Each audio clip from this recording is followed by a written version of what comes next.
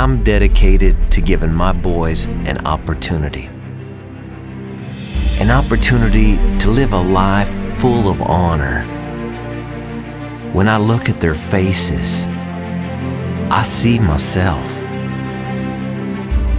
Eyes filled with hope, hearts consumed with admiration, and minds empowered by courage. Because I'm not just living my dream, I'm giving them the chance to live theirs.